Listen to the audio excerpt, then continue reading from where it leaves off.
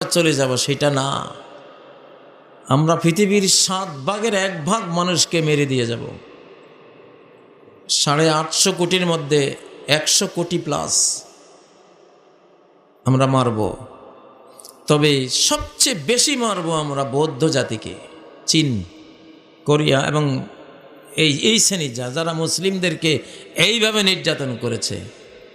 Virus বলছে এরা থাল বাটি নিয়ে মানুষের কাছে ভিক্ষা করতে হবে, এইরকম করে দিয়ে যাব। জানি না, এটা ভাইরাসের ইন্টারভিউ। ভাইরাস বলছে, কাকে বলছে? মামুন মারুফ, ইটালি থেকে।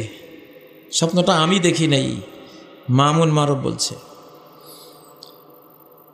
তো সে তারে প্রশ্ন করলো, চীন থেকে পরে কোথায় যাবা?